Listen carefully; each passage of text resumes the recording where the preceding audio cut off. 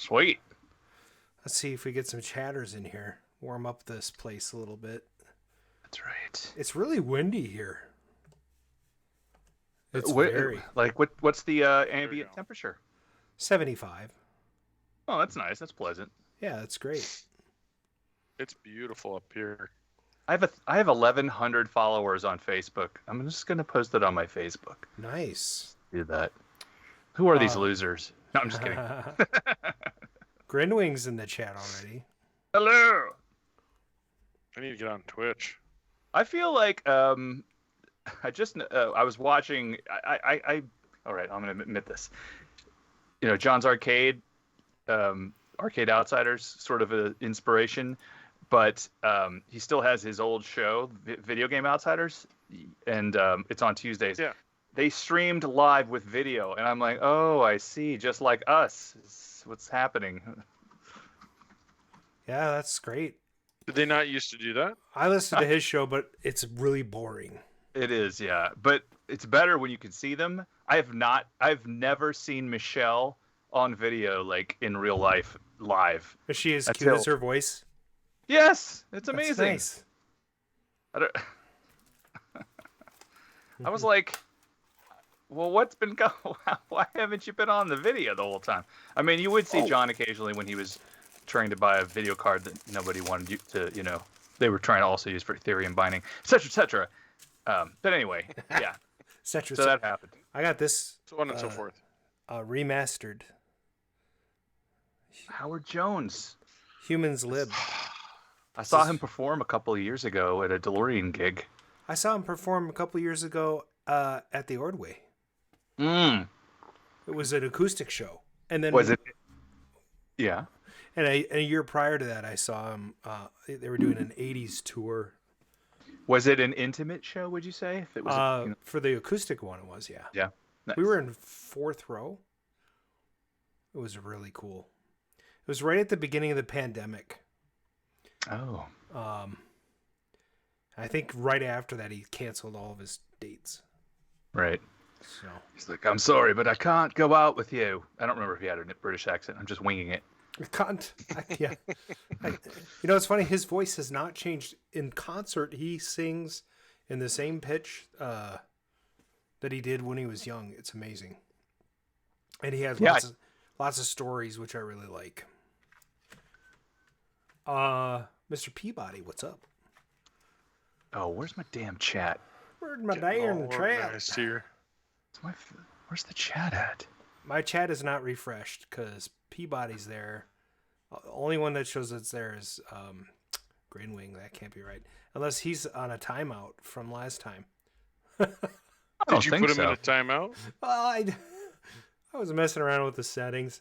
There's also kinds of like really cool things we can do with the chat that I don't know what we can do. We also need to use our schedule. I think that might be good. Yeah. Where's this? Okay, I figured it out. Yeah. It's okay. Getting the chat to pop on Twitch is a pain in the ass. First, you click on your live feed, then you click the arrow, then you click chat on air. Wait, chat on videos? I don't know. I'm like, am I wearing the shirt that? Yeah, that's me. Okay, good. Now I have to lower Bryan. It's pretty good Still though. Chat. You're perfect. You're perfect. Just stay where you are. It's meat. What? That always cracks me up when he does that. He moves his camera up and down. That's good. I don't know if it's a laptop or what, but yeah, definitely on the laptop tonight. I'm up in Duluth. Duluth. Oh yeah, Duluth. Oh, sweet. Made famous by the movie. Oh wait, never mind. You got to talk about this, Bryan. My EDOT base is done. Ooh. So that's pretty cool. Hey, Big Bad Brad, welcome to the show. So Mr. Peabody made. Did we talk about this on the show last time? I don't know that we talked about it in detail, but my EDOT, the bottom of it is completely falling apart, and they're a pain in the ass to move around. So Mr. Peabody came by, took some measurements, and welded together a frame with wheels on it. So now I can go in and out of the arcade easily. It can move around. I'm like super excited. And for those of you who move cabinets, like the EDOT is basically two cabinets like attached. I no longer have to like wrestle that thing across a room. It's on wheels. Well, so, I think Rcade Radio should give Mr. Peabody something for that. Yeah, let's send him some socks. Okay. Like Mario branded socks. Okay. Wait a minute. Tron branded socks. Tron. Yeah. Discs of Tron. Now, did that attach to the existing base, or did it replace the base? No, so it basically, and I haven't seen it yet. Oh, I see. But we talked about making an L bracket base that fit below it, so the machine kind of sits inside of it. Ah, okay. And so when we first got the machine, it was literally just falling apart. I mean, the whole bottom was split. So I fixed a bunch of it, but then I was worried about long-term kind of moving that around and having the the epoxy wear out. And then Dave had an idea of putting these brackets inside at the shop. There's no room to put brackets in there without having giant, brackets that would look horrible in the machine. So I thought, what I should really do is get some nice low-profile casters that carry a lot of weight, that lock, and make a frame for underneath. But I don't weld, and Mr. Peabody welds. Wow. So he produced a frame. So it's pretty awesome. I'm really excited to see it if I ever actually get to go home again. Hey, home again. Tell us where you're broadcasting from today. What was that? Where are you broadcasting from? I'm in Duluth. Thought we mentioned that. That's all good. Oh, he sent it. Oh, gosh. Before the show, we mentioned it. We got to share. Mr. Peabody just sent it. This looks amazing. Dang it, share. All right. My gosh. I don't know how to share Grinwing this. is somehow in a timeout. We got to figure out how to untime out him. Use the magic of love. Grinwing. Okay, let me go to moderator view. Moderator view. Show mod icons. Moderator. I thought I joked about like doing something to somebody last episode. Chat. What? Can you post a picture in the? I can't post a picture in the chat. Ooh, that was cool. Robot. I want to drink another drink. That was awesome. Yep. Brad Holman is in a timeout for his nasty language last show. Oh, we have a little moderation. We have a level 1. On him? Threatening, inciting, promoting violence or harm is the only one with filtering. Oh, sexuality, sex, or gender. Should I turn that off? No filtering. He's not. No, it's fine. See. Aggression. Yeah, that's a good one to have. But sex, bring it on. Race, ethnicity, religion. Where's the maximum filtering? It doesn't say he has a timeout. Maybe he just needs to rejoin the chat.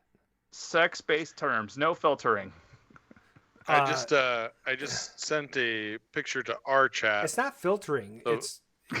he's like blocked. He's blocked or something. What did he do? I don't know. What did you do? I don't even know how to find him. Like, is there a list of people somewhere? Yeah, there's a list of people in the chat. But he's not in there, right? He's in there. Grinwing is. I see him. He is? Oh, Big Bad Brad. Grinwing. And he was actually the first person. It keeps track of how many times people get banned or timed out. There's nothing next to his name. I imagine if somebody like did so, I'm going to ban Army 0024. Oh, no, what? Ban. You have to type in a command to do it.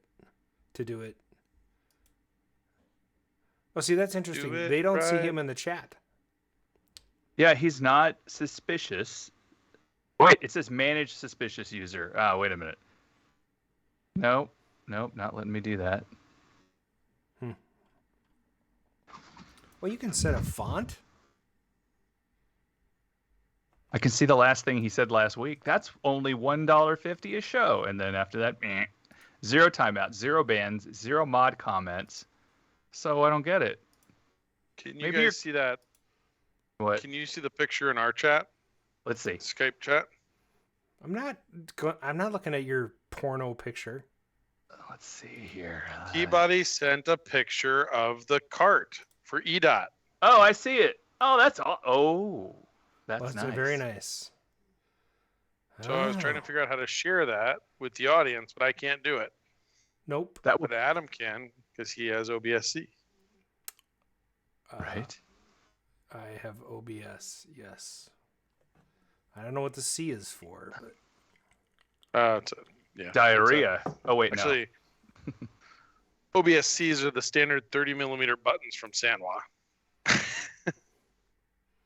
Well, I can change it on Mark's slideshow to show the Skype window.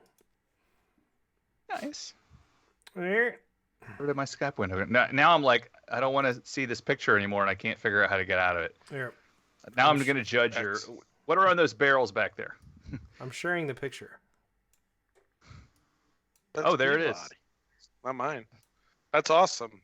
These are these low-profile wheels I got from McMaster. Wow. I'm supposed to hold a ridiculous amount of weight on each set. It's Dual incredible. Wheels. It's amazing. He said oil barrels. That looks, Chris, thank you so much. That looks amazing. And hope to God it's exact fit. Used oil. That's what's at the beginning of Donkey Kong. Oh, my freaking mic keeps moving away. Does your base still have the leg levelers? It does. I've got to take them off to fit in this. I don't have to, but I probably will. Yeah, Brad, I was thinking, so I think Chris was going to make the wheels removable, and I was going to take it to my powder coating guy and have him powder coat it. Nice. I guess black, right? I mean, that makes sense. Either black or I'll pick one of the purples. Probably the black, because I kind of want it to go away. Right. I mean, but the back of my cab is missing the wood. I actually do have a story about the cabinet. I can tell you now. Or we can tell them what we're working about. This is really boring right now. I'm not sure. Does the story involve anything fun happening? Yeah. Could you tell me more about the frame for your EDOT? Because I found the back glass. What? I have some. The full back glass I found. Uh-huh. Guy on eBay was selling it. We argued about the pricing. Finally, I got him down to pricing that I was willing to pay, which was still way too much. And he shows me his package. He says, "Don't worry, it's wrapped professionally. I'm going to ship it." Oh my God. And I'm like, he's like, "But it's insured too." I'm like, "No, I wouldn't ship it like that. Why don't you take it to FedEx or UPS and have them wrap it? Yeah. And them ship it." No, I got it. Oh my God. So 5 days later, the glass shows up. I open the top, and it's safety glass. Of course. And it's literally like a ball like this big of shards in the bottom of the box. That's the saddest story I've ever heard. Wait, do you have the other glass, like the grid and the grid you can get from Darren? I have all the stuff that Darren has because it was the guy that sold me the machine had that stuff. I just don't have the back glass. Right, the one where he's holding it up and So what I'd love to do is I'd love to scan the back glass, same way we did the ice cold beer glass, and then actually put the original actor's face onto the back and do a repro run of a small number. So I have another back glass. It's in the box right next to me. It had flaking on one of the legs, but otherwise, it's complete. Well, you should put two little foam corners on, one little foam corner on each one, and put one thing of cardboard, and I'll buy it from you. You can ship it to me. Have a claim with UPS. It's in the same box that I got the other one from Rich Lint, and so it is pretty densely packed in there. I think it also has the lenticular marquee Yeah, there's something else in there. I gotta go look. But there we go. It's good times, man. Green Did you get Wing's the working lenticular now. marquee from Rich? Now the show can start. Mine's my crappy one. Oh wait. Oh. Oh, I thought that we were. All right, let's get this thing on the road. Yeah. Let's do it. Live from KOYR Studios in Minneapolis, Minnesota, this is Rcade Radio.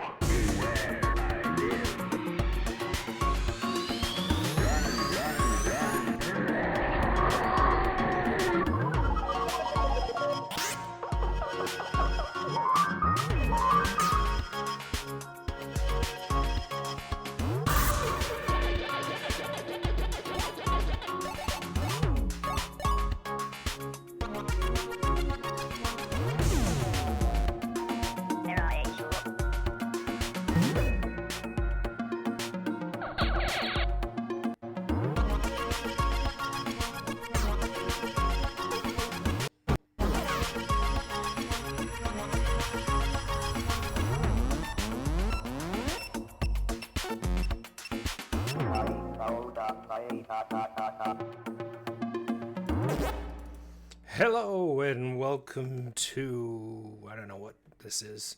The Arcadosphere. Oh yeah. Oh yeah, and it's June 2nd. There's stuff for you. What? What are you talking about? Yeah. Just So having a anyway, great time. there's a new show tonight. Thanks for joining us from the Arcadosphere. This is season 6, episode 15 of the Rcade Radio Podcast. Today is Thursday, June 2nd, 2022, and the time is now approximately 7:32 p.m. Central. I'm your host, Adam 11. I'm joined by my co-host, Mark 88 Shields, and last and least, Paradise Arcade shop proprietor and two-time Hawaiian Wrestling League champion, it's Bryan Thurston Howell Armitage III. And joining us tonight, oh, it's just us. That should be a lot of fun. I think actually we have a call from Bob tonight. Nice. So he'll be joining us for 25 seconds. Well, yeah. maybe 60. I don't know. Could be a minute, could be a minute and a half. Sometimes his stories are a little long. Yeah, I don't know what the topic will be this week. It's interesting. Likely you'll have something to do with his Ukrainian girlfriend. That's right, Dara. Wait, no, it's something else. It's like that, right? It's Yara. Yara. There it is. Yeah. Yeah. I think that's it. I had a girlfriend named Dara, and I did not take the opportunity to make any "I dare you to do that" jokes. Oh, you missed out. Could have got a few, slugs in the arm for that. What are you working on, Mark? Oh, so I've had a very weird afternoon. I usually get people on TikTok who will message me and go, "Hey, sell me your van," or "Hey, sell me your DeLorean," or "Hey, sell me your video vendor," and I'm usually like, "No, thank you," and then I block them because then they're like offended. But today somebody did the same thing about a video vendor, and then a company reached out, and they're actually about 30 miles away from me in Montgomery County, and the interesting thing about it is the way they introduced themselves. They said, "Thanks for saving our history," and I'm like, "What?" Okay. Who are you and which part of the thing that I don't know? So it turns out that the guy that made the video vendor is his grandkids now run this other sort of. It's also robotics related, but it's sewing. Anyway, they were going through their archives and found old video vendor manuals and videotapes for training and stuff. And so they were like, "Hey, is there anything on the internet about this?" So they go, and of course, it's just me and what's his name from Retrofied Magazine. Why can't I say his name right now? Southern Fried Expo. Why can't I say his name? Just The dude. Yeah, and maybe the chat will help me. But anyway, yeah, so they reached out and they were like, "Yeah, we want to open a museum, and would you sell your machine?" And I'm like, "No, but I know where there's 3 other video vendors, one of which is at the El Dorado game repair shop warehouse that people use for a ladder." And they're like, do you think they would sell it? And I'm like, well, if you gave them a ladder and some money, I think maybe they would look into that. And then there's another guy in Michigan has 2 of them. And he hasn't even cracked them open, basically. They're like fresh out of the can. They were in a video store that was closed for 15 years, and they were literally going to demolish the store with the video vendors inside of it and then just haul it away that way. And he talked them out of it. And he's going to sell them one. And I get to restore it. Oh, you're going to work for them. Nice. Yeah, I'm going to do a little gig. So that's pretty cool. In other news, I ran a 5K. And I did not hurt myself, so that was awesome. I met up with Richard Lint, who came up here. His wife, Kendra, has family in Conroe, Texas. That's where my storage is, so we had lunch with him. We took him in Uncle Rico's van. He did not know what Uncle Rico's van was. I had to, look, dude, hold this football, and then make a pose, and I took a picture in front of the van, and then I'm like, all right, so you'll catch up with why this is cool later, and I kind of doubt it, but we'll see. And then... I've been working on my Time Machine's overhead console. Just before the show, literally moments before, I've replaced the 32 megahertz crystals in my Paperboy on both the video PCBs, and it did not fix them at all. But I feel very good, like I got something done, even though it didn't fix it. But cool. Yeah. Yeah. So that's what are you doing? Oh, me? I've been playing with my Wii. That. Really? That's weird. I don't know. Yeah, it's funny. I've been doing a lot of home theater stuff lately. Oh. So I bought Do you have a room that you're designating home? I mean, I know the basement's set up nice. Yeah. So I've got a new 4K TV down there, a new D9 receiver with Dolby Atmos. And then, so I'm set up for 7.2 Dolby Atmos. And then I've got my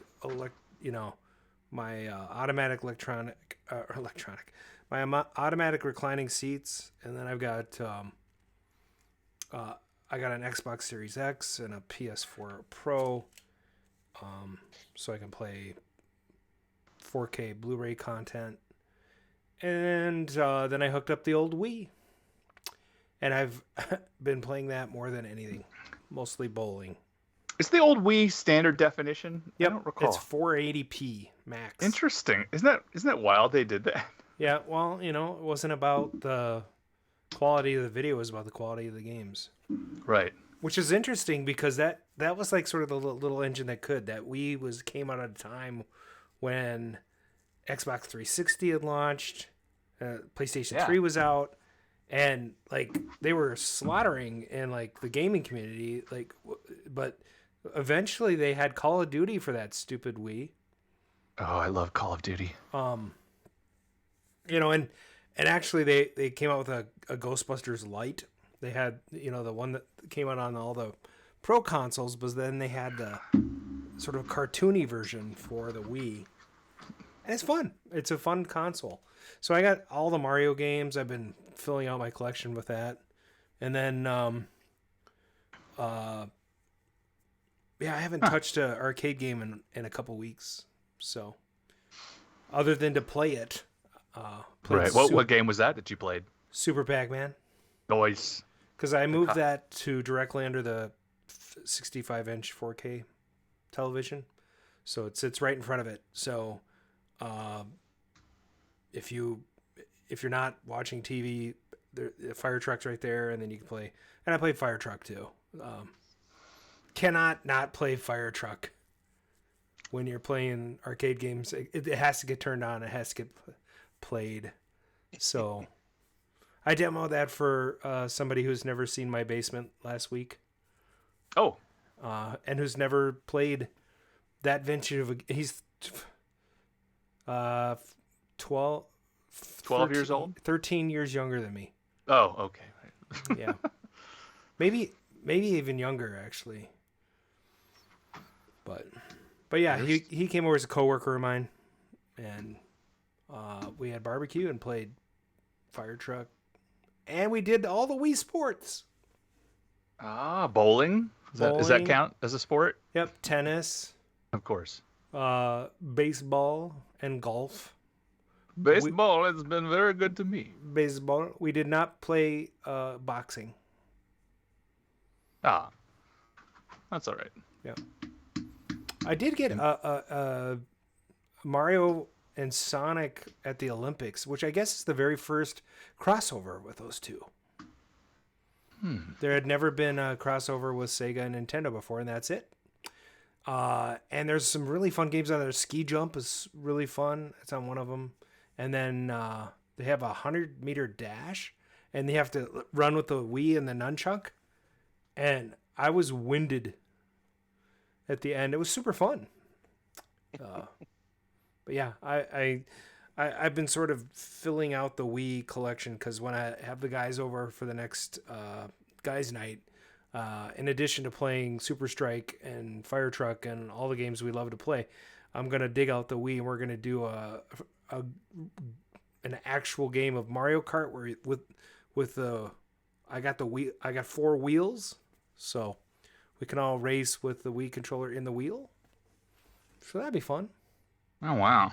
I have not modded the Wii, but I did get another one. So I have 2. I have a red limited edition Wii, which is for the 25th anniversary of Mario, I think, and so that's pretty cool. And I also ordered from Japan a full set of exclusive Wiimotes with Wii Motion Plus, and they have like Mario, Luigi, Toad, Princess, and Wario, maybe. Oh yeah. Or I think it's Bowser actually, but yeah, they're pretty cool. You seem to know your Mario characters. Well, I think the CEO of Nintendo is named Bowser or something like that too. That's kind of cool. Was he in the band Sha Na Na? Remember the band Sha Na Na? Nope. Mm-hmm. They were like a background band in the movie Grease, and then they had a TV show I think also called Sha Na Na. And I don't know if was it like a sketch. I don't even know what the hell the show. Whenever it would come on, I was like, oh my god, this, and it would change the channel. Oh, that sounds terrible. I mean, I was probably 8. So Sha-na-na. Were they the Sha-na-na. Were they the Sha-na-na-nas? Yeah. The Sha-na-na-na, Sha-na-na-na-na. Good job. Anyway, the guy with the bass baritone guy, his name was Bowser. Huh. Oh, yeah. It all comes back to Bowser. Blue Moon. That's them, I guess. I don't know. Yeah, and this. And Ooh. this. They did like the whole soundtrack. Yeah, so there was a revival of 50s stuff in the 70s. Yeah. Because all of our parents wanted to relive their childhoods. Right. You know, like right now, there's a revival of the 80s and 90s. Yeah, I the guess 80s one's been going on for like 4 decades. I love it. Never let the 80s die. I mean, I like the 50s too. It's kind of fun. Yeah. I mean, if I ever build the stupid arcade event center in this decade, it's going to have a 50s backyard. So. Oh, that'll be fun. That's where my parents will live. Those summer nights. So, Brian, what are you working on? Well, we're sorry. No gadgets. We're down at Combo Breaker last weekend, which is a large fighting game event. There's about 6,000, 7,000 people. To go down there, we packed up about 30 arcade games, brought them down there for those guys, and then Ted Hooper actually brought out about 10, 12 of his games, and Cade met us down there and brought out about 5 games. Oh, I saw that Cade brought like legit cabinets this time. Yeah. That's pretty cool. They've got they have their wall hanging cabinets, which I think Tyler would argue are legit. Yeah. But they do have floor standing cabinets now. And, they have a really nice actually Nintendo style cabinet with 6-button layout, so you can play fighting games. They've got a really cool setup with 2 screens. So it's kind of almost looks like a Big Blue, where the marquee is a monitor, so they put the gameplay as well as the marquees up there. But to get down there, I had to get a Stargate, a Space Invaders, a Donkey Kong, and anti-aircraft working, and had some late night consulting from Big Bad Brad on the Stargate. Got that going. surprise, surprise, lots of memory and CMOS issues. Who would have thought a Stargate Williams game would have memory problems? I forget. Yeah. Wait. It was, and it's funny because I'm sitting there putting brand new RAM in, and some of the brand new RAM is testing bad. And then some of it's testing good and it's going in and it's not working. So it's like, of course, it's the sockets then. So I'm replacing sockets. It was just the typical fun you have with a Stargate board. But it worked all weekend. So we had a blast down there. It was those little joysticks that we make, or the cases that we make. We went through about 300 of them. Oh my God, it's amazing. Yeah. So, and big shout out to Billy Seven, and the guys at the shop who were the muscle to move everything down there. So those guys really toughed it. I helped pack up the truck, but I was on call, so I didn't unpack it. And then at the other end, I was on call in Duluth the Monday after the event ended at 10 p.m. So I left at 5, drove to Minneapolis, got up at 5, drove up here, and took call. So that's been the majority of my week was getting ready for that and getting those games going. So we had a lot of fun. It was a blast. Now I have, so we had a bunch of these games were games we had at Starcade. I was bringing some of the classic games down to the Combo Breaker event that I picked up recently. So now I am looking. These games will probably be looking for new homes in the near future. Okay. Yeah, so the Polycade cabinets look like Nintendo cabinets. There were 4 Nintendo cabinets and one kind of big blue style. Yeah. The Nintendo ones were a 3/4 inch side. They didn't do the 1/2 inch side. I noticed so they a little were bit sturdier, a little heavier. thick. Yep. But they had, and actually wasn't technically a 6-button layout. It was like a 9-button layout. They had the ability to do like Neo Geo games, 8-button Xbox and PlayStation games, and all of that stuff. For those of you who don't know what Polycade is, it is a arcade system. The guy who started it is Tyler Bushnell Nolan's son, but their whole goal is to do licensed game, basically licensed games in an arcade cabinet. They're trying to make a more modern gaming console in an arcade cabinet presentation. The nice thing about what they do is they actually use really high quality controls, and the cabinets that they built were actually built by Jeremy at Prince Arcades. So that was their prototypes of their latest version of the cabinets. But all the buttons in there are Sanwa. The joysticks are Sanwa. They actually they use high quality parts for what they do. So it's great. Yeah, and they've had a variety of platforms they've run their stuff out. I thought they were running Steam for a while as their base platform, so that you could just buy it and like stick your own games in there. Well, so what they've done is kind of created a skin for a number of different emulators, Steam being one of them, so that you can easily integrate things and add games on and buy games and kind of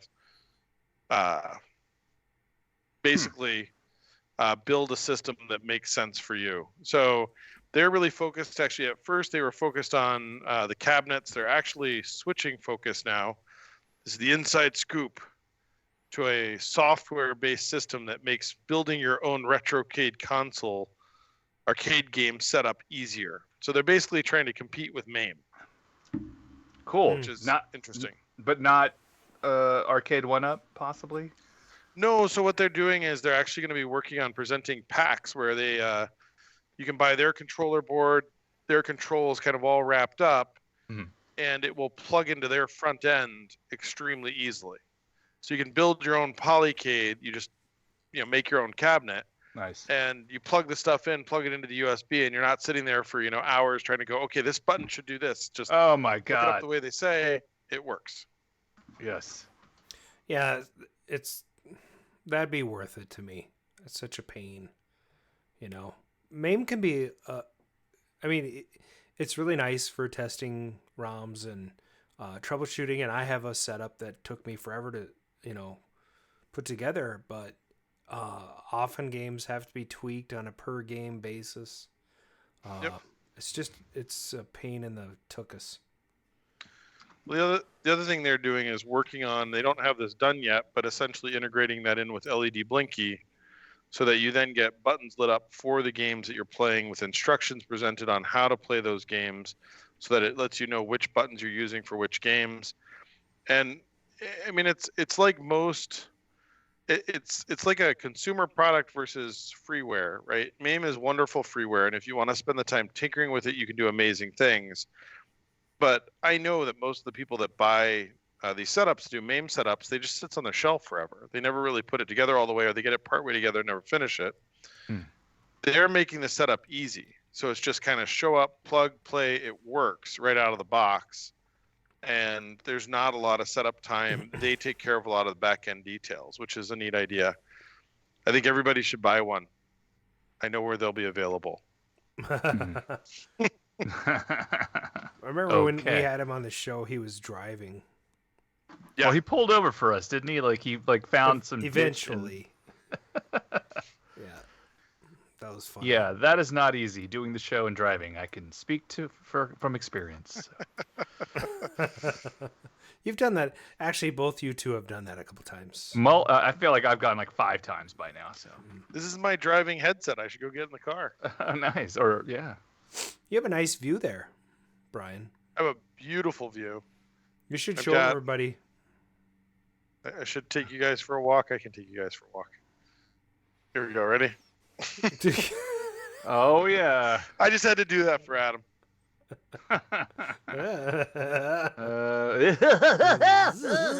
How about some pork products?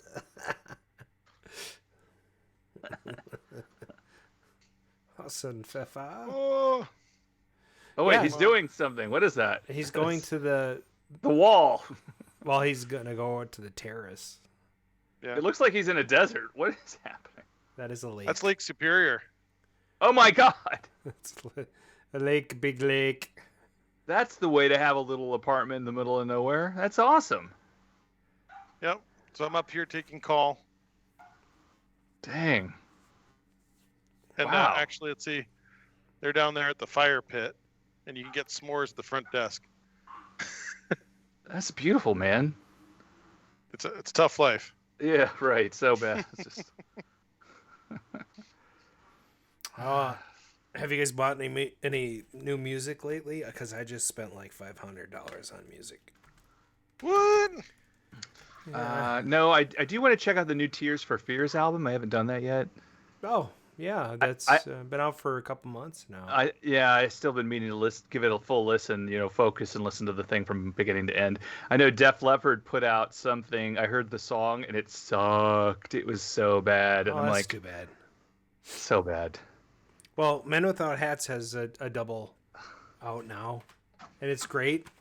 It's called Again, Parts 1 and Part 2.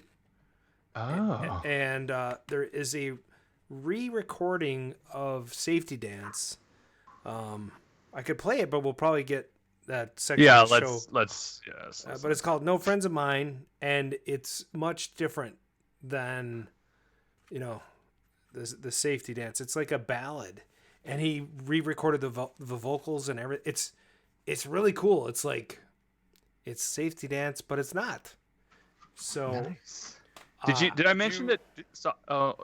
Did I mention that Soft Cell put out an album recently? It's called let's see, Cruelty Without Beauty. No, Cruelty Without Beauty was their last album in 2002, but this is Happiness Not Included. It's still awesome. I've been listening to that. Oh, really? Yeah, I can't believe it. It's awesome. Doesn't sound derivative or anything. I got the remastered Eliminator. Oh, that's nice. Sorry, I interrupted you, Bryan. What were you saying? Did you hear that Kenny Loggins re-recorded Danger Zone? What a surprise! I would like to hear them. And then they didn't use it. He used the original. Yep. Hey, have you seen that yet, you guys? Top Gun? Yes. I haven't seen it yet. Dude, so good. So I heard. Good. Oh, one of our locals here, Chris Frame, was complaining about the original Top Gun and what a crappy movie it is. I did make my wife watch it because I felt like you're obligated to at least watch the first one before you see the second one. Really? Yeah, it does not. It's a little cringy, but I don't know. I think the movie holds up better if you saw it when you were a kid. because Correct. we were teenagers when it was out. But like, if you watch it now, it's an 80s movie. It's not particularly good. No, it's not. And back then they were like, Wait a look at minute, all wait a the minute. photography. What? Val Kilmer and Tom Cruise are in a movie, Yes. and it wasn't top quality. No. The script wasn't like impeccably written.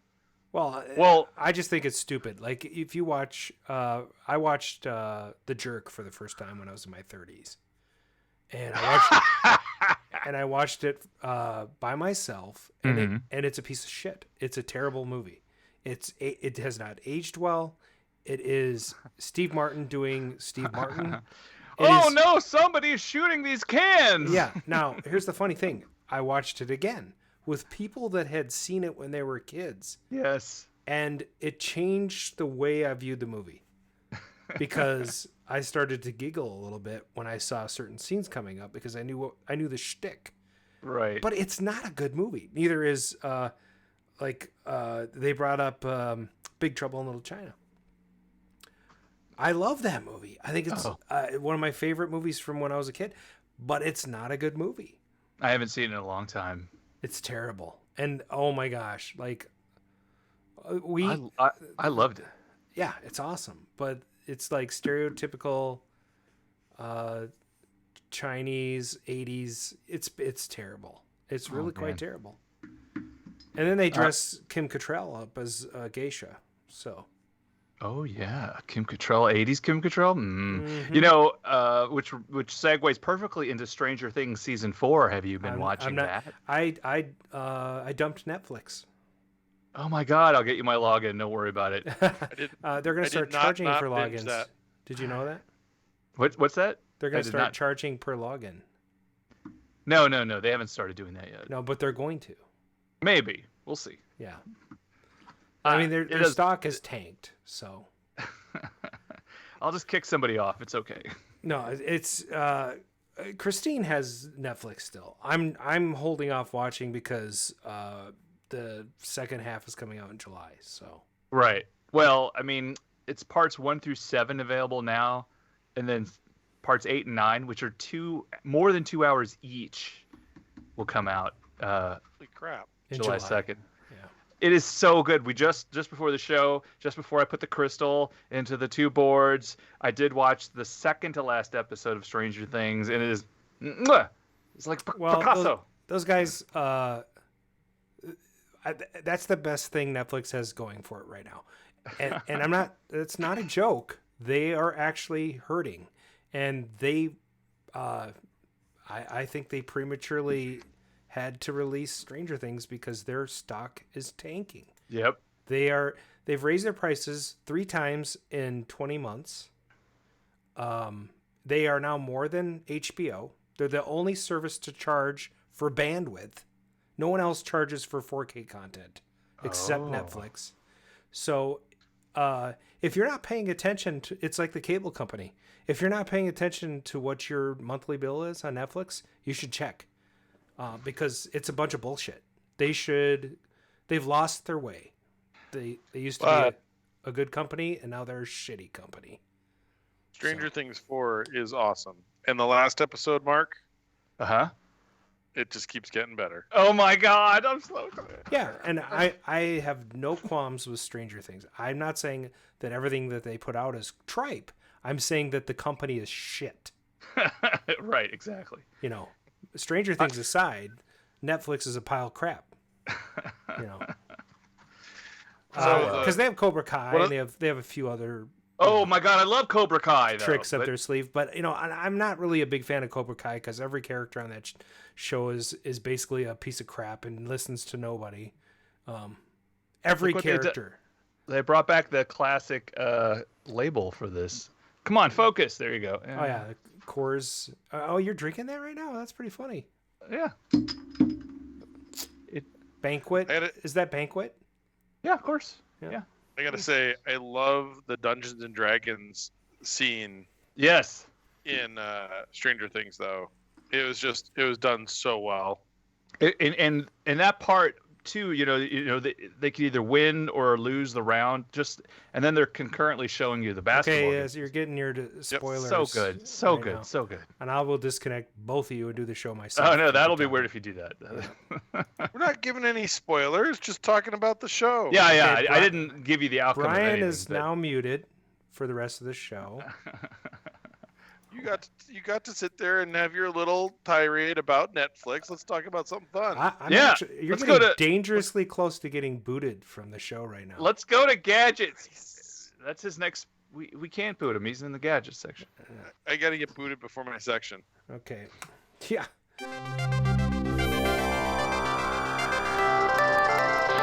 The arcade news, arcades, pinball, industry alumni, arcade openings, selecting, celebrities, world record holders, operators, coin-out, conventions. The arcade news. We interrupt the late development. And now, the arcade news with Adam Stevens.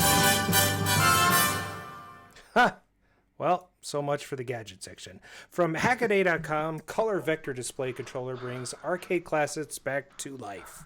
If you've been reading Hackaday long enough, you've probably come across a few hacks where someone has made simple animations or even video games on an analog oscilloscope screen. Those hacks generally use graphics where the cathode rays tube's electron beam directly draws geometric shapes onto the screen. This gives the image the unique look that's quite distinct from the pixel-based raster displays used on TV and most computer monitors. Vector displays were also used in several arcade machines, in case you didn't know. Tell me more. Including classics like Tempest, Gravitar, and Star Wars. In order to emulate these games more faithfully than would be possible on a raster monitor, Robin Champion designed the VSTCM, a color vector monitor controller to easily drive RGB vector monitors. Okay, so the design is based on Trammell Hudson and Adele Lynn's VST system, and therefore features a Teensy that's the brand, Teensy microcontroller. It's not for teenagers. It's No. for everybody. No, Okay. not Teensy. It's Teensy. Oh, that makes sense now. And not TMZ, right? No, right. As well Okay. as a couple of digital to analog converters. While the VST can only connect to monochrome XY systems like oscilloscopes, the VSTCM can work with RGB monitors to allow near perfect emulation of color vector games. I think this is a misprint here because it says the vector monitor controlled to easily drive RGB vector monitors. It's just RGB monitors. RGB monitors only, yes. Right. It's not vector monitors. So this thing basically lets you take a regular RGB monitor and boom, you're now doing vectors, right? So a special version of the well-known arcade emulator and facilitates the connection of unusual display systems. The end result definitely looks the part, although Robin notes that the performance is not always the level it could be, and requests those familiar with the Teensy platform to help optimize the code. If you'd like to build a VSTCM but can't find a vector monitor, you can always modify the yoke of a conventional CRT. And we know somebody who can do that. Some guy that works at, Where? He owns a Paradise Arcade shop. They do repairs of monitors. Can't remember his name. That guy. Anyway, he... I think instead of optimizing the code to run on Teensy, how about run it on something that is not like built to turn light bulbs on and off? Right, that seems a little weird. Mm-hmm. This is actually for it. This is for running vector monitors. It's basically another version of the vector MAME setup that Fred Konoposki did. Is that the one that's being worked on with what's his name that was on the show? Billy Seven, not Billy Jason Seven. Kopp. Jason Kopp, right? Not Jason Kopp. Okay, what's the other vector system that's out there? Somebody makes. Barry Shillmover. Yeah, Barry. He was on the show. Barry sells Fred's vector MAME. Okay. But there's like a hardware component to that, right? And it uses a Pi. Right, and this is the USB DVG, and they're like this is what's interesting. So yeah, they use like a Pi for emulation, but then this is basically the board they're using with the Teensy. I'm trying to see if they've got. Yeah, it's all open source. Yeah, well, so is if you want to do anything on the Pi, right? There's nothing there is. Well, the Pi is just used for the MAME emulation on their system. Then MAME is you have technically open source, right? What's that? MAME is technically open source, right? So. Yeah, but so that part is, but how to interface MAME with a vector monitor is not, or wasn't. Now it is. Oh, interesting. Wow. So that's kind of cool.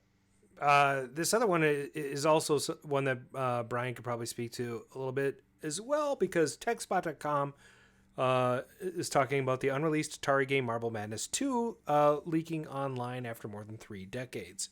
An unreleased holy grail among gaming historians and enthusiasts. This is actually, is Bryan Jones in the chat right now? I don't know. He's probably not. He's over in like Belgium or something. Okay. So for the last several decades, the only way to play the unreleased sequel to Atari's Marble Madness was through a handful of prototype arcade cabinets, which we know where they are right now. Well, actually, that's not true. We know where a couple of them were, and there was some built, and there was a prototype board that was duplicated. Okay. And so there are a handful of cabinets that we know where they exist. Bryan Jones knows where they exist. Mm-hmm. And so this is interesting to me because I want to know who leaked it. That all changed this week with the unexpected leak of the Marble Madness 2 ROM, and nobody seems to know why. As the story goes, Atari developed a sequel to Marble Madness and created a handful of prototypes for internal focus groups testing in the 90s. Feedback wasn't all that hot. However, Atari reportedly blamed it on the game's trackball controls. Another prototype was made with an updated control scheme that replaced trackball with joysticks, an accelerator button, but it didn't fare much better. So rather than try a third time, Atari scrapped the game and moved on to another project. And then it was thought that maybe a dozen or fewer of those prototype game boards had survived. So recently, an emulator-ready ROM of Marble Madness 2 started circulating on the internet. As Ars Technica highlights, it's unclear who is responsible for the dump, but longtime MAME contributor David Haywood has a little bit of a theory. So I think the most likely explanation is the simplest. A PCB turned up, the owner dumped the ROM data from it and put it on the Internet Archive, not wanting the attention it would bring with a more public announcement. So the leaked ROM is of the second trackball free version of the game. So that's the joystick one. Right. Its release is significant from a historical perspective, but that doesn't make it a good game. Although I did play it when I was in Florida at this undisclosed location. Yes. And it was a lot of fun. I actually think it would be... I think it would fare okay in arcades as a competitive game. I didn't think it was unplayable. Certainly no more than Marble Madness is. I freaking hate Marble Madness. I know. I get to a certain screen and I always die in the exact same place. It's There's a lot of yelling. It's a beautiful sounding game. It's a beautiful game. The 6502 likes to fail on me every once in a while. That's awesome. Push it in and it works again. Drives me absolutely bonkers. So good. Yeah. Anyway, the question for the chat is, how do you guys feel about this? I mean, so there was a very limited number of these available. The guys who bought them kind of originally bought them on the idea that they wouldn't release the ROMs. Atari didn't want them out there. And that's not true. The same thing happened with AKR. How can you... Atari never said they don't want them out there. Well, the people who own the games said that. Well, no, when Scott Evans bought the stuff, there were some of them that they asked him not to release or not to dump. Who though? I don't think that's true. I think that there was a... it was a unique game that people wanted to stay unique, and that's fine. You can have that opinion. But one person picked up a lot of the stuff that came out of Atari at that point. Right. That person said on some of the games like AKR, they were asked not to release them. That was kind of how, at least what they said.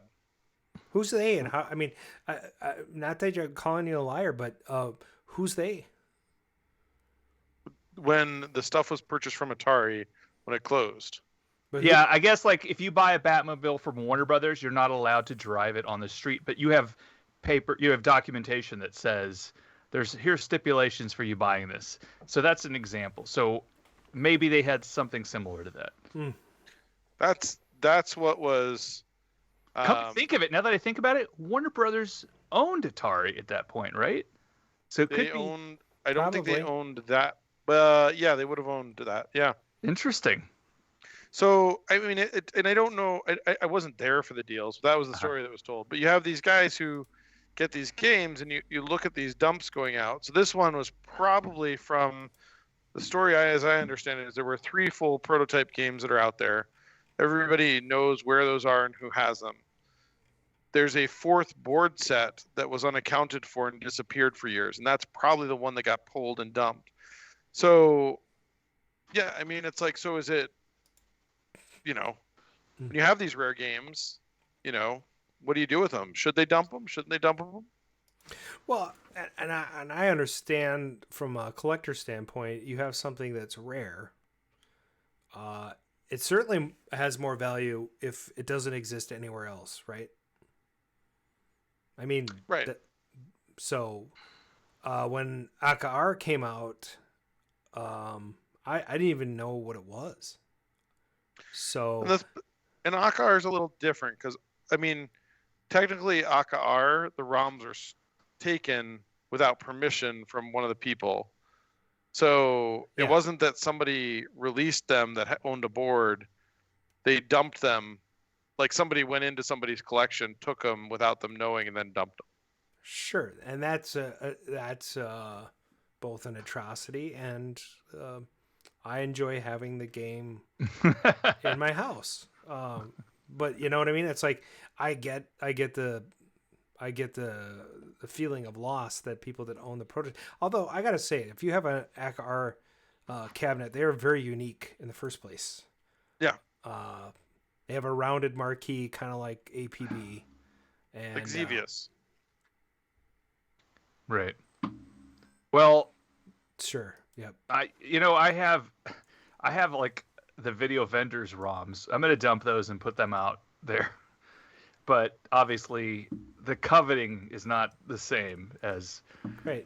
having an entire commercial arcade games program, basically at your fingertips, and it's just yours, basically. So I've never seen a Xevious with a rounded marquee, but I meant a cabinet like Xevious is Oh. kind of what they're structured on. I see. Yeah. So anyhow, they're I very must unique. have had a dropout. What happened? How did we segue into Xevious? Well, yeah, you did. You had a dropout. So anyway, I like the fact that the ROMs are released, and here's why. Because I think that it gives people that will never otherwise have a chance to play the game a chance to play it. Right. But it's a bummer that the collectors that have the investment don't have something so unique anymore. Maybe. Like, how many more games do you think are like that, where there's I don't know. nobody has a copy of the ROM and it's rare? There's not a ton of them. There is so Charlie Klein just picked up that Stompin', which we actually have the ROMs for. There's Moonquake for Sente. That's a very different board that I don't know that anybody has a board that actually runs it. That's one that I know of that I've never seen run anywhere, but it's pretty limited. What's funny to me is how the AKR ROMs got released and then 1UP grabbed them. Right. They Which just is talked to hilarious 'cause- Atari and said. So obviously Atari was like, "Hell yeah, you can have a copy. We'll license Yeah, that." because Atari in its current state is a piece of crap. Right. So in theory, whatever was said before that said from whoever from Atari at that point, Atari exchanged hands, and then the opinion changed over time. But Bryan has been doing some investigating into this, and I thought it's interesting that a lot of Atari titles that Warner owned are not the property of the current Atari. Oh, who? Well, I mean, I have the Atari IP catalog. Oh, Yeah, nice. because you've been talking to him about certain projects, but I can't wait. I hope that happens. yeah. So like, but my point of that is like, this, AKR might not even actually be legally current Atari's property. It is. Okay. AKR trademark, game number 8 on their list. Okay. But yeah, and so it's funny because Marble Man's not. I think Marble Man is actually still owned by Warner Brothers. Interesting. But I don't know if anybody has laid claim to Marble Man 2, which is really interesting. Yeah. Yeah. So it is. But I mean, and for all intents and purposes, it's a complete game. Yep. Atari IP, hope that happens. Yeah, there's a lot of discussions going on for what the sequel is for Ice Cold Beer. That's Tato, though. I know, but there'll be another game afterwards. Oh. The work has started. It's going to be called Warm Beer. It's going to be called Lukewarm Beer. It's going to be called Vodka Shots, and you'll have a gun, and you're shooting through the holes. All right, let's go on to the next section of the show. You mean the last section? I always felt that the true stars at Atari was engineering. Oh, you're an inventor. Yes, I am. What have you invented? A lot of things. Like? Like a lot of things. Like things that you've heard of. Like? Well, things that you will have heard of, okay? Patents are pending. Arcade Gadgets with Bryan the Clown.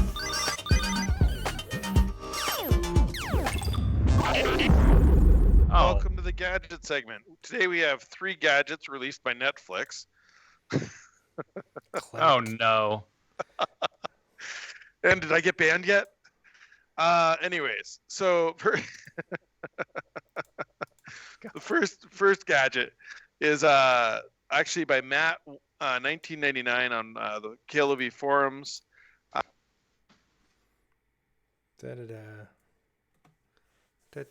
wonder how long it'll take him to notice he's You muted me. You muted me. No. Here I am trying to prop up one of our fellow collectors, and you silenced me. You're like worse than Twitter. No. Wow. So mute. He's muted again. This won't get old for me. It won't get old for me. Get your finger on the button, not Brian. Pinball LCD test bench. Okay. Williams System 9 through 11 and Data East. Matt, 1999 on the KLOV forums in the Gadget section. He's invented this. He's designed this system for testing out Williams boards and Data East boards on the bench. A little LCD screen that does it. Made one for himself to fix his machines.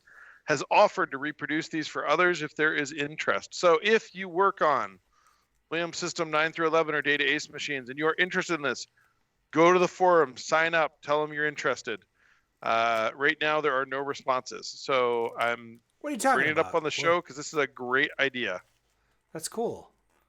Yeah, it's wonderful. And can you give us the name of the user again? Because I muted you. No.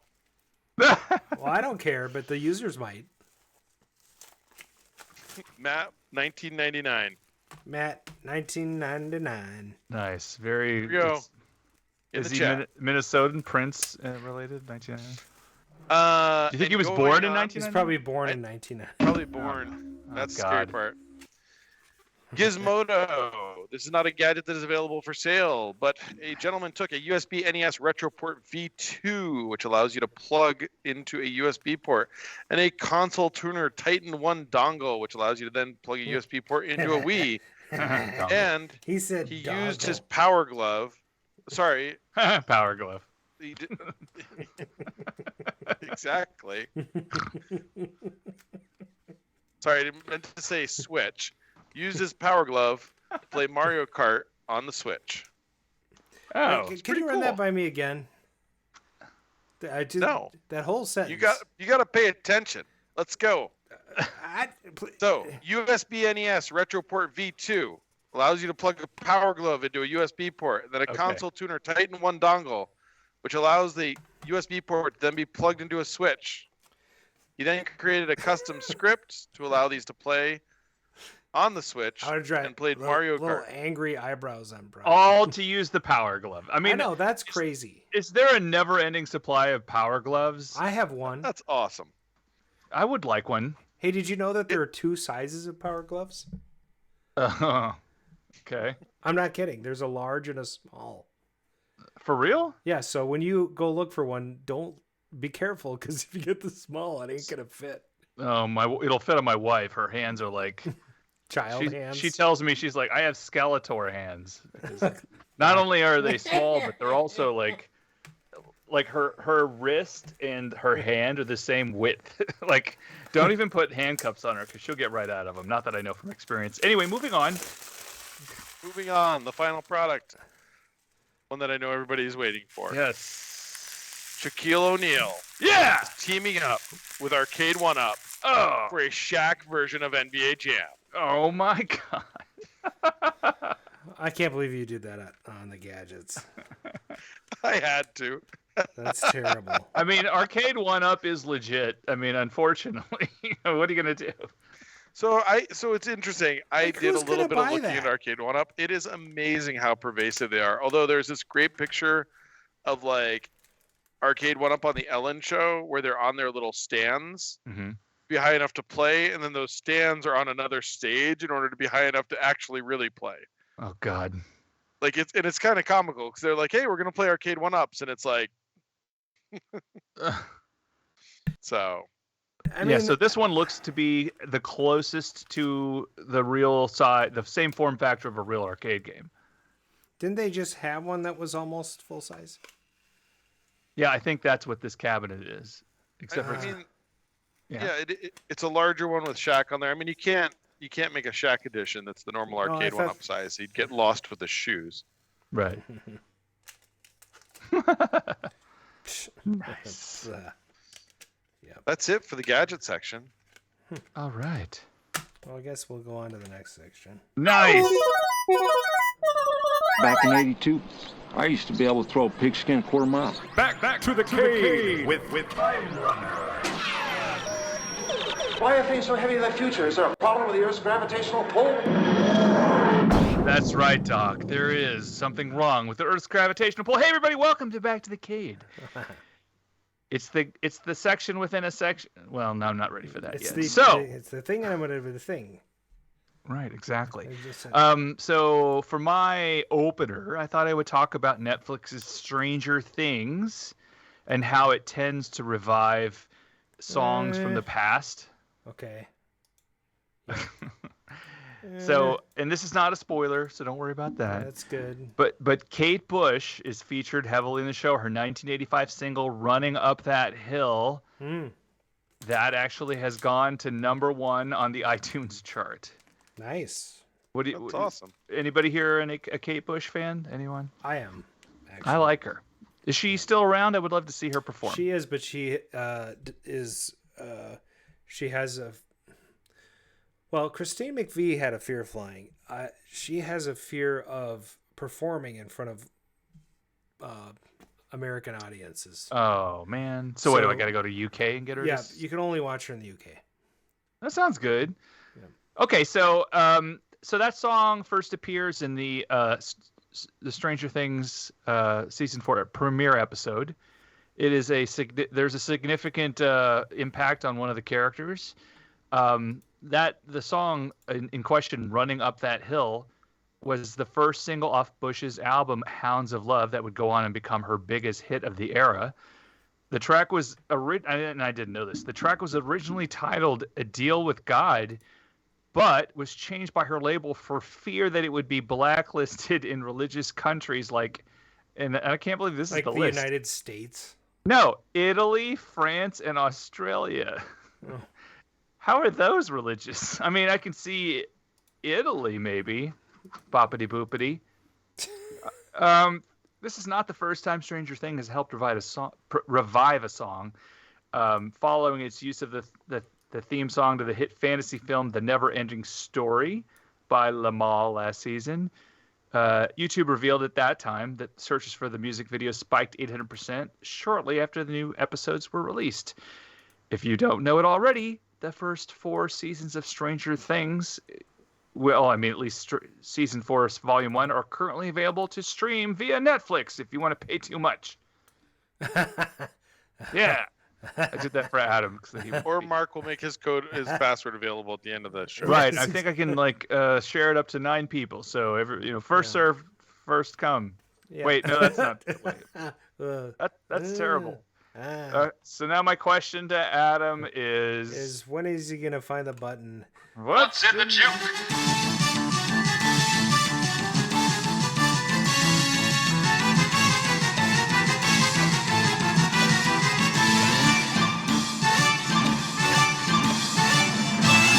Hey everybody, welcome to the season 6 edition of What's in the Juke.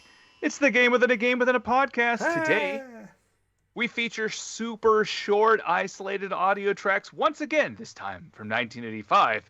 If you can guess the title of the song, you will get half point. If you can guess that name of the group that the songs are associated with, half point.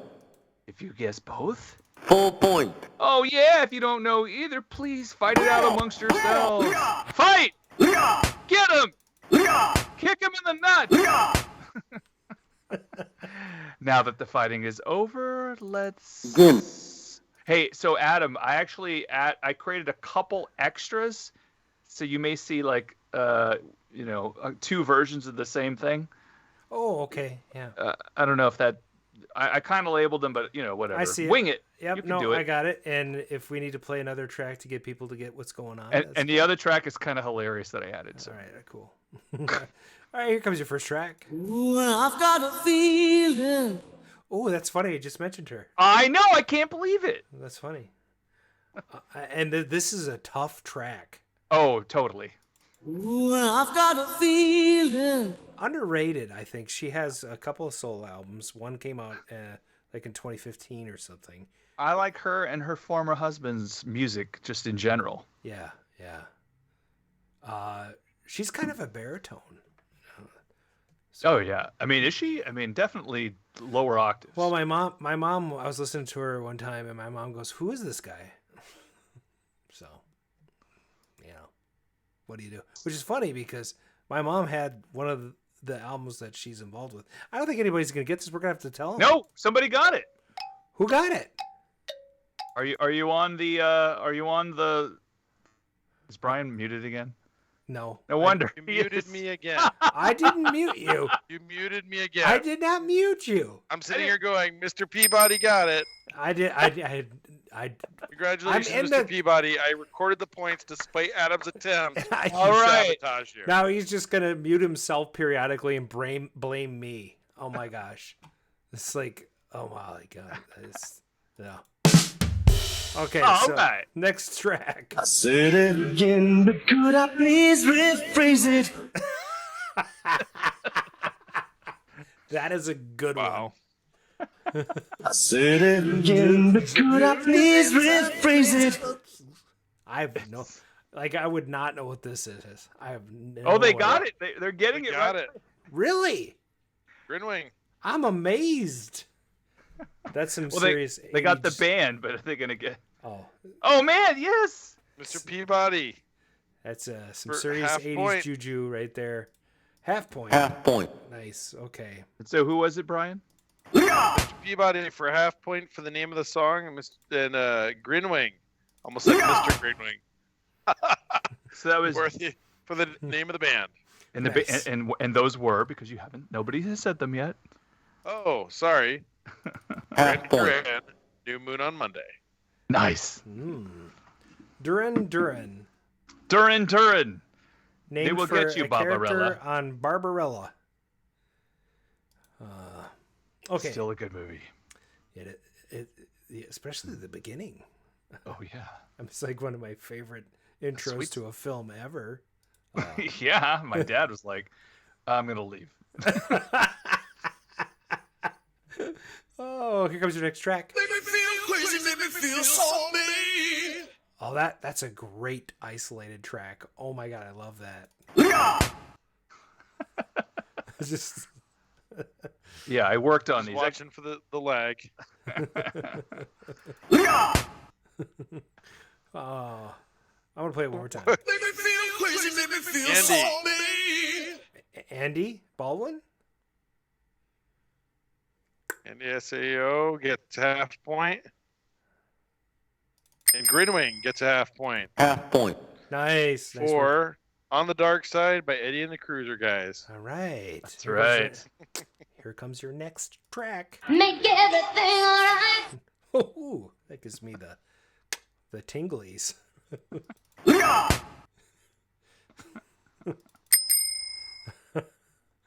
I like that bell. It was good. I like Joe that Drosen bell. with Modonna. Modonna. Not less Donna. Modonna. Modonna. Definitely not like a virgin. Definitely not Starbright. Make everything alright. Name. There you go, Andy. You got it.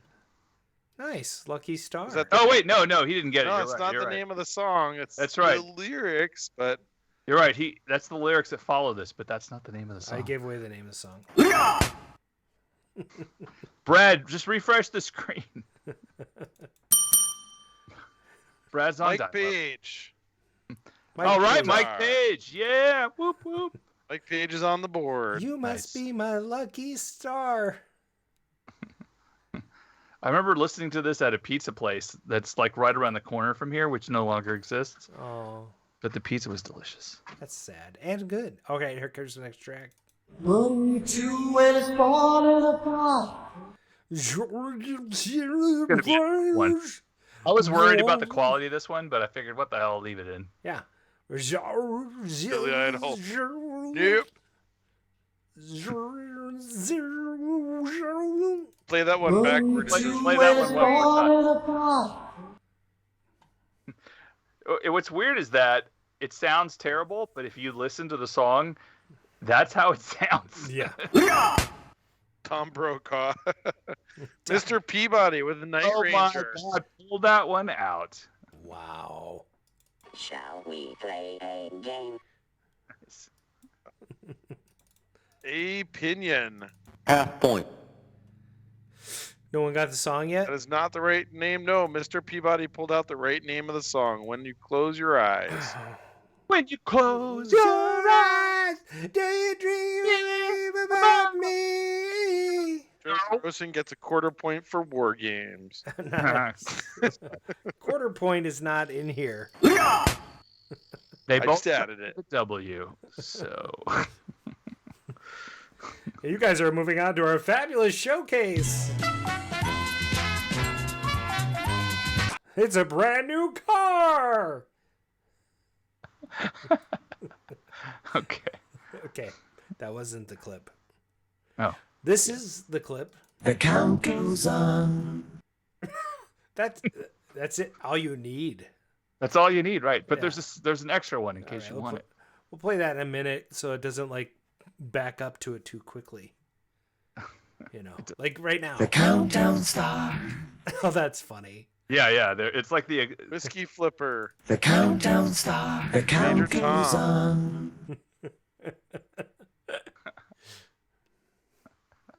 It's like the sibling to the sample. Yeah, I know. Mike Page with Pete Schilling. Half point. Nice. Okay, here comes your. Did it get both of that? Major Tom. Yep, Major Tom, Pete Schilling. Nice. Some half points there. Point. Where are we at? We're like middle of the game right now, so. We're in the middle of the game. Mr. Peabody is leading with 2.5 points. Grinwing and Mike Page are tied for second with 1 point. And Joe Drosen is in third with 0.75 points. 0.7. He's got those pity points. I might have a prize in the prize box for the winners tonight. You know, I have lots of stuff to give away. Oh, all right. Oh, next track. Okay.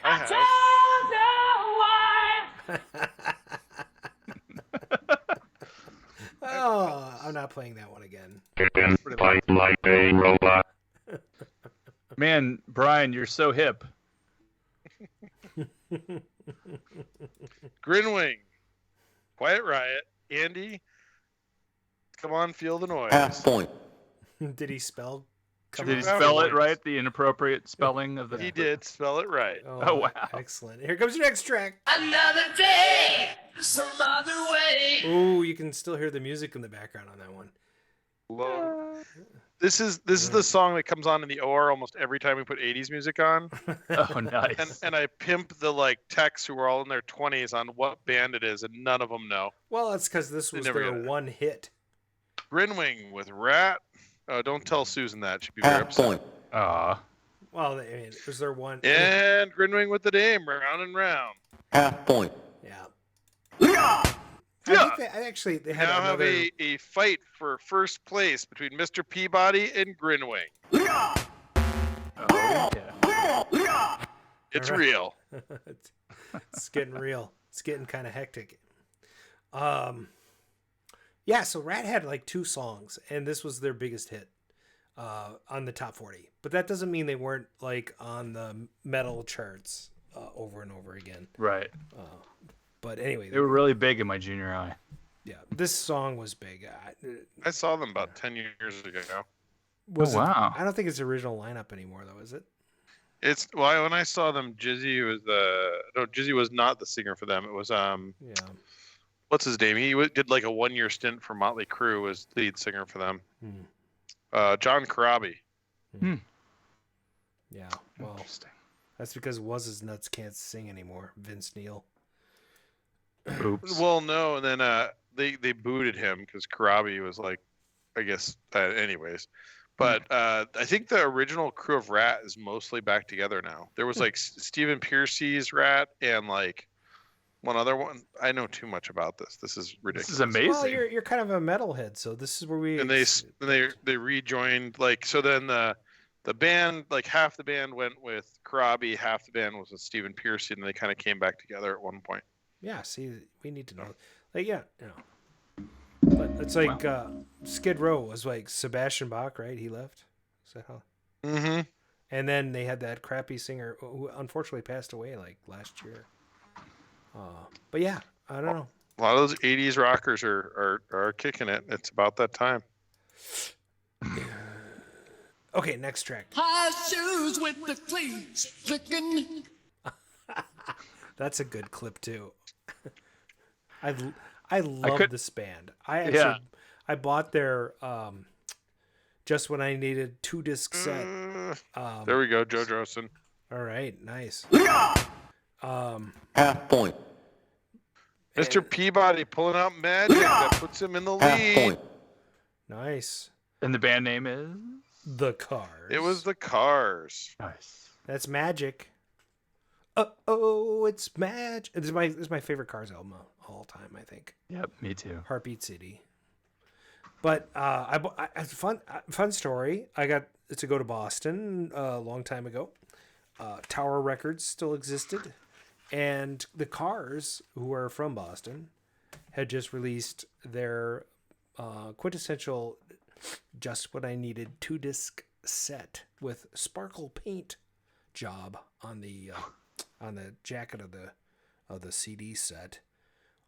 And I have that set still. I love it. It's all their greatest hits. Because the greatest hits albums they had been out for a decade by the time that got released. So, but fantastic band, and we lost Rick Ocasek not that long ago. Terrible. Yeah. Next track. We're doing it. Come on, babe. Now you may need to play a second sample to help people. Hold on, that was actually awesome at the end. Can you do that one more time? We're doing it. Come on, baby. Come on, baby. I'm gonna make people need to get both artists for this one. Yep. Right. So yeah. One artist is Michael Jackson.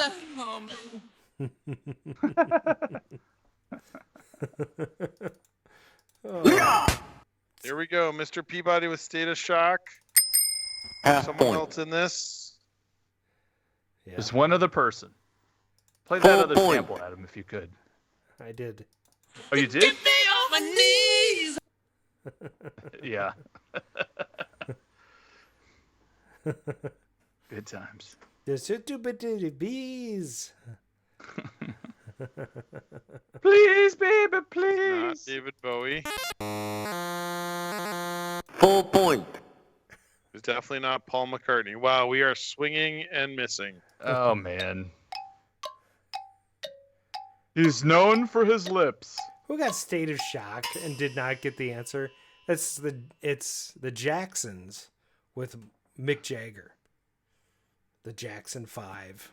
Actually, it was just the Jacksons at that point. Oh, Mr. Peabody came in right there. Oh, I think that counts. I think that counts. Yeah, for sure. Flag is too much. All right. Wow. Last second. Excellent. All right. Final score. Mr. Peabody with 4 points. Grinwing with 2.5 points. And Joe Drossett squeaking out the third place win with a 1.25. Great job, guys. Nice. Ha.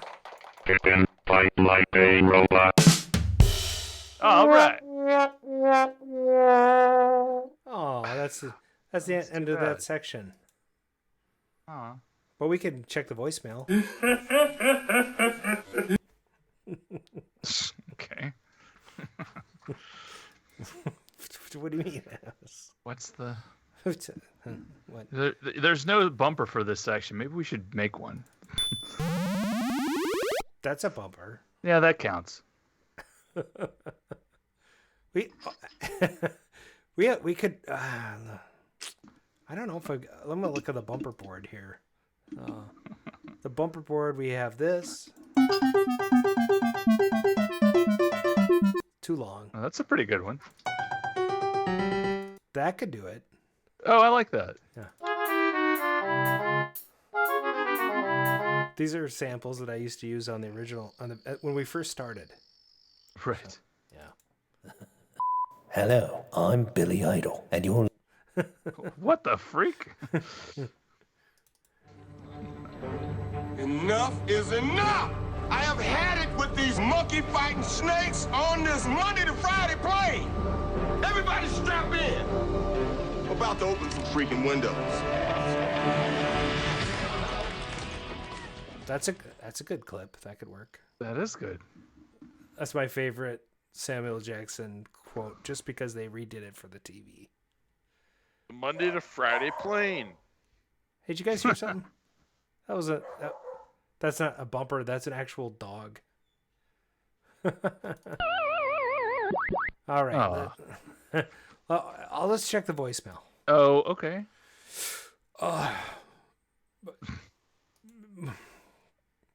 I gotta open the. Wait, are we still focused on Mark? What? Hey, everybody! Now it's all of us. Oh, thank God. Pressure's off. Because we were the whole. I just left the button on you. You're a beautiful man anyway. All right, yeah. People like to look at you. I groom everything mostly. Whoa. That's more. You want to see? Hold on. No. I think we're good, Mark. Thank you for calling 612-548-GAME. This is Rcade Radio. Please leave your message after the tone. Hey everybody, it's your buddy, Bob Zarzadek, control panel expert and technician. Hey, today, my girlfriend Yara and I are learning all about the... hold on, that's last week's phone call. Today, my girlfriend Yara and I decided to start watching those streaming shows. Yeah, the first show we wanted to check out, it's called Top Gun. Yeah. We were able to see episode 1 really with no problem. But for whatever reason, we had to go to a whole movie theater to see episode 2. What's up with that? Well, anyway, that was by far the more superior episode. So maybe that's why you need a big room to watch it in. That's what we figured. Yeah. Hey, so it's like in episode 1, there's this guy, his name is Goose. And in episode 2, there's his son, and his name is Rooster. And that got me thinking, like, wait a minute, if your dad was a goose and you're a rooster, does that mean that somewhere there's a chicken? Oh, wait, he's a rooster, so probably a bunch of chickens. Wow, are they like his ex-girlfriends or something? I need to know this. Yara needs to know this, but, mostly me. Anyway, as usual, I have no idea who was on your show tonight. But make it a good one, regardless, or whoever it is. I'm off to see if we can figure out how to see Top Gun Episode 3 now. So wish me luck. Start the deck out. Now we know. And knowing is half the battle. Wow. So I'm gonna slightly resurrect this that vector board you talked about, Adam. Yes. They actually this open source project. They actually have a remote control for it, so you can adjust the pin cushion and other things from the front of the screen between games. What? How's the remote control work? Is it? It's like an IR sensor. Like it's literally a remote. That's interesting. Wow. I suppose. Interesting. How often would you need to do that, though? Is my question. Well, it depends on the games and what they're outputting, but this is really cool. Like this is amazingly cool. Not to take away from the phone call. This is I actually just was going anyways. If it's open source, you should sell it and brand it. Yeah, we just slap a name on there. All right, done. Rcade Radio.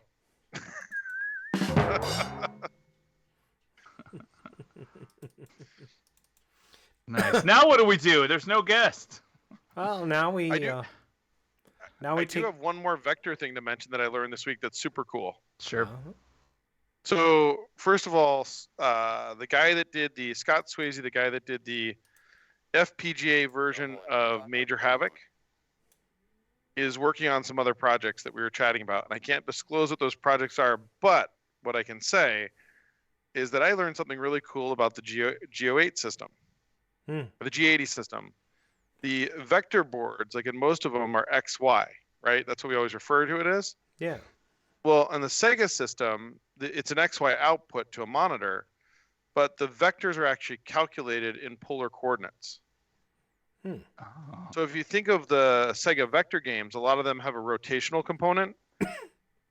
And as he was explaining to me, it's because it's very easy to take a ship and rotate it because you just add 90 to it and it rotates 90 degrees. You don't have to redraw all of the XY at 90 degrees. For example, a Klingon ship in Star Trek. Exactly. Yep. So, or if you think of TACScan with all of the rotating objects and how everything moves, they do some motions in there that are actually really phenomenal. Yeah, actually, I've never thought about that. That's very unique. And so their way of getting motion in the game was not with a typical XY system because they use polar coordinates. They're able to do these like really advanced motions for an XY system. And it has its limitations. You can't just move side to side easily. But anyways, I was fascinated by that. I actually thought it was really cool. Now we know. And knowing is half the battle.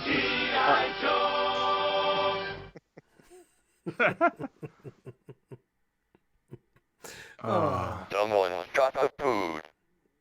What? Someone shot the food. And I will disclose one more thing about that conversation. Yeah.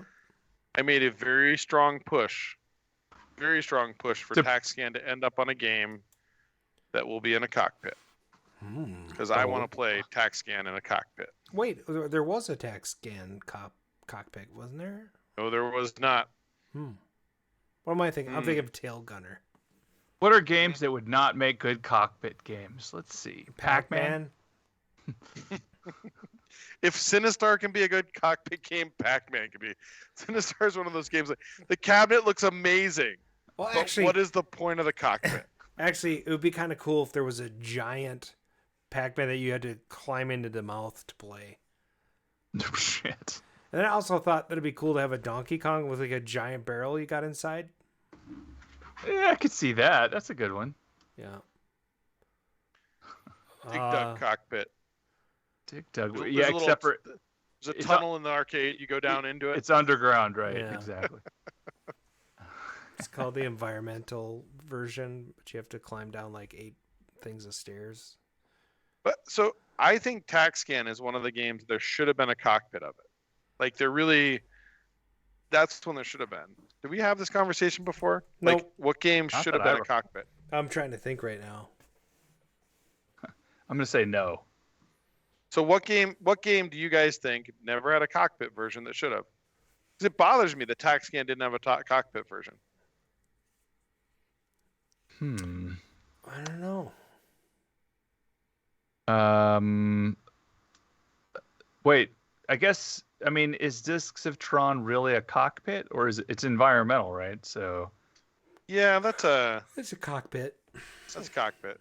Well, we call it an environment. But it's been. Yeah, you're just standing up and stuff. Let me think about it. I mean, you stand up in Missile Command too. No, you don't. You sit in that one. How about Moon Patrol? And then, like, whenever you land, the whole cabinet, like, jumps a little bit, like. Or like when you have to jump over one of the craters. Yeah. Every time you land, the whole thing, like, gives a little jostle. I mean, now they'll make a cockpit for everything because no one will play a game unless you can get inside it. True. Raw Thrills, for example. I don't think there's any game they make now that isn't giant.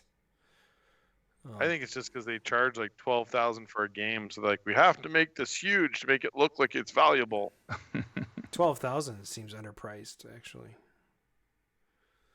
How about a lunar lander? That would be an awesome. How about Qbert, where you have to like play it at a 45-degree angle, looking up or something? Where you're sort of at an angle watching. Because the game isn't hard enough already.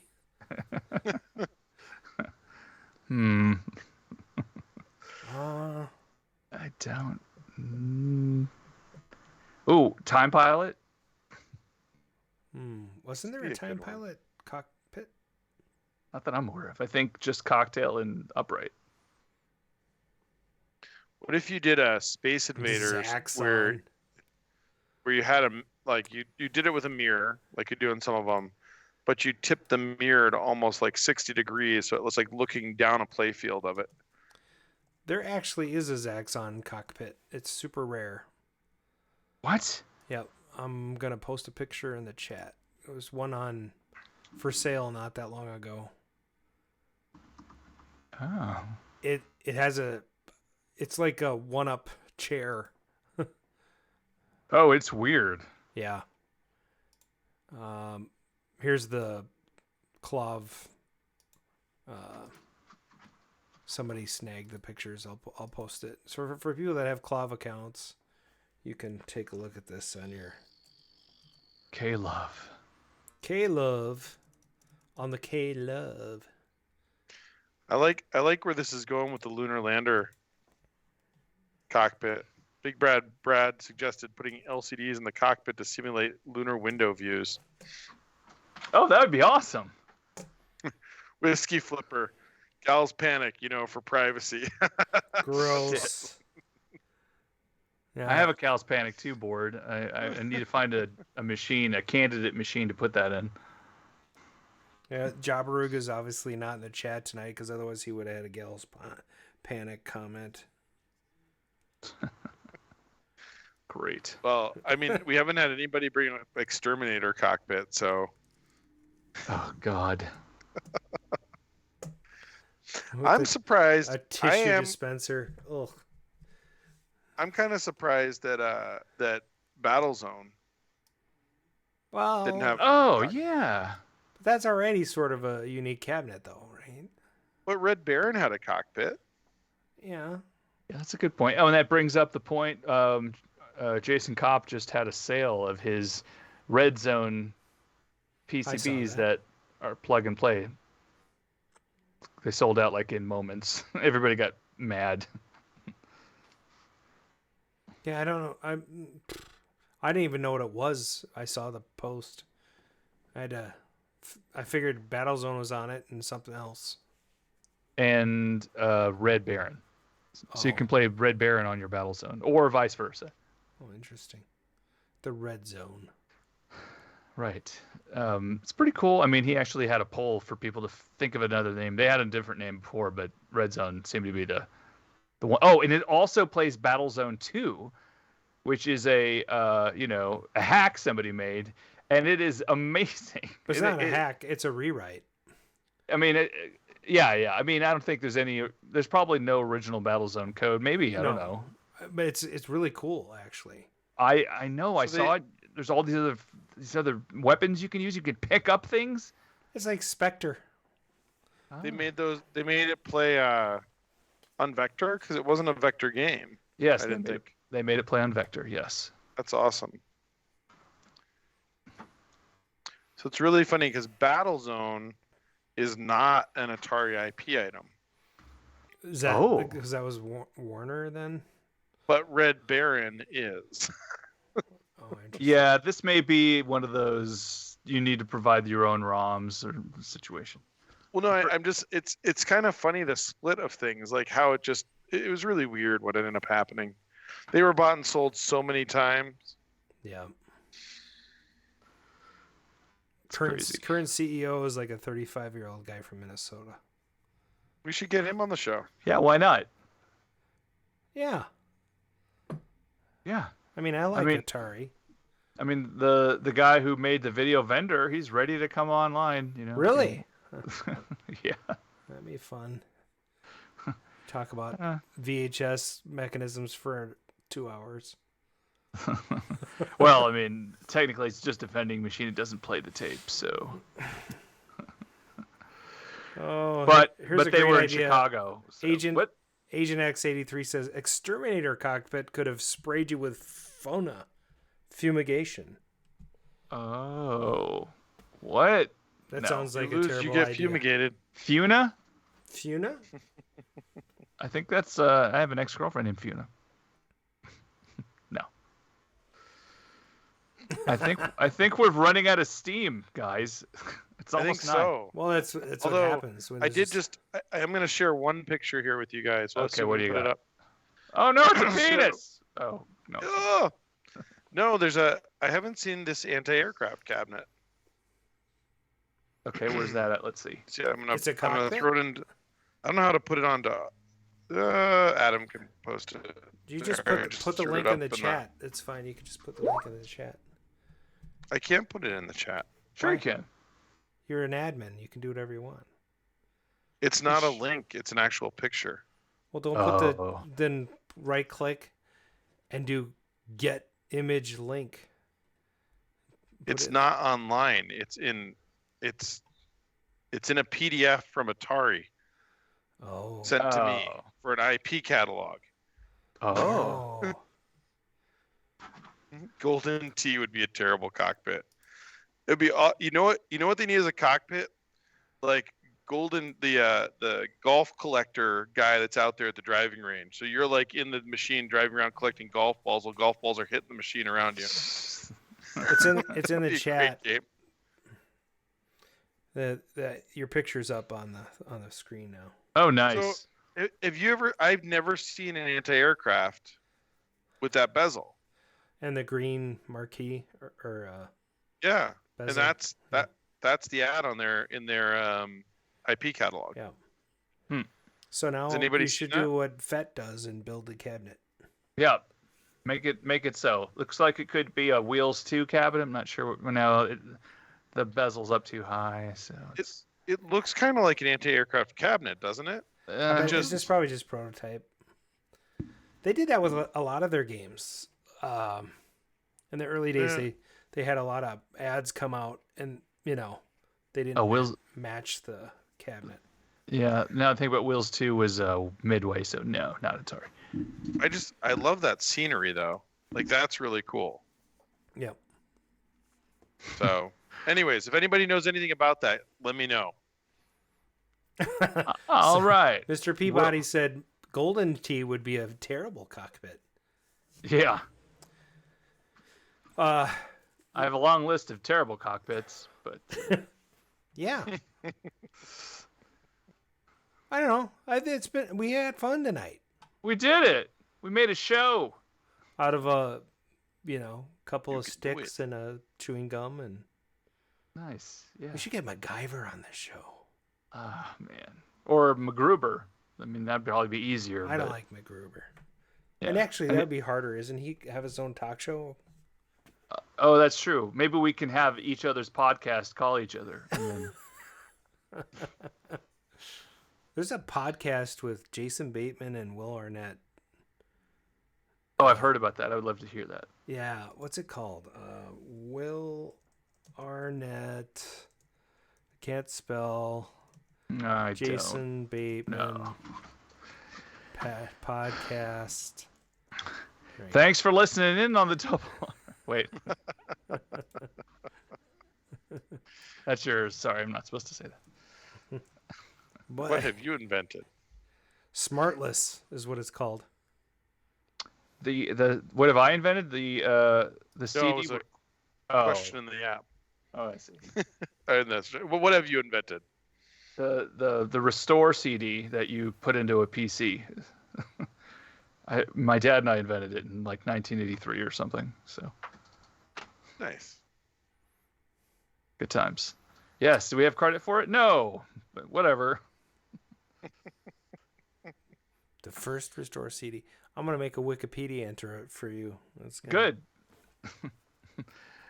Good luck attributing it, because there's shit. I do have the original program. I did find it. I wrote it in Quick Basic and compiled it. Well, yeah, you got proof. Yeah. Oh, yeah. Sure. That's good enough, right? So, yeah. I mean, the timestamp still says 1983. God. Let's do an outro. We're here. We're ready. Wait a minute. What's this one? See if you bastards can do 90. Oh, that's yeah. Oh, that's a good clip. See if you bastards can do 90. But jeez, it's funny. Got to remove that music and just have him say it. He never actually does 90 though. No, he can't because it pegs out. It's funny. They actually, the real hero DeLorean is in the Peterson Automotive Museum in California, and the struts on it started failing like the last couple of months. Oh. So the door wouldn't hold up. So a buddy of mine, Joe, had to go and put new struts on it, and he actually made a sticker that goes on the speedometer so that it says 95. A DeLorean a stock DeLorean, it only goes up to 85 because the government had some kind of limit. Anyway, his sticker was not made of high quality, so it's slowly been peeling off. Oh. And you can see it. And so he has like a succession of photos that people send him that, show, hey, dude, the sticker's coming off. And he has so many, he can turn it into an animation where you see the sticker slowly get, further and further and further. That's pretty funny. That's awesome. Good times. Wait a minute, Doc. What are you talking about? What happens to us in the future? Will we become assholes or something? No, Marty. Both you and Jennifer turn out fine. It's your kids, Marty. Something has got to be done about your kids. Oh, my God.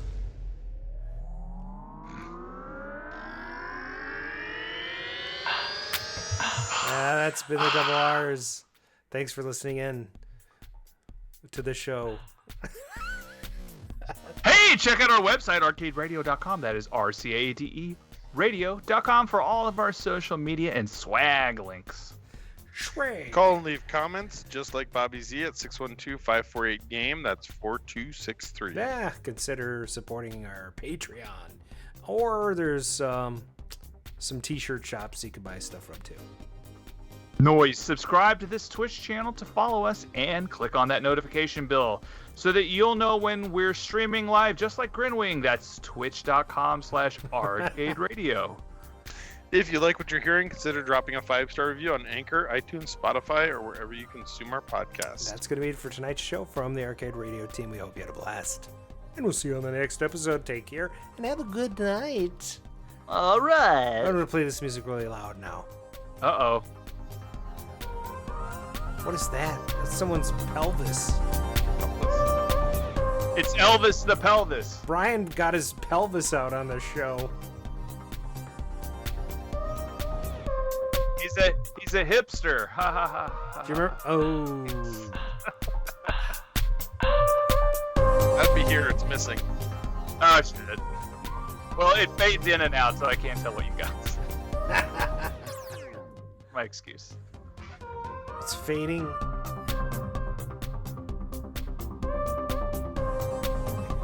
This is an old song.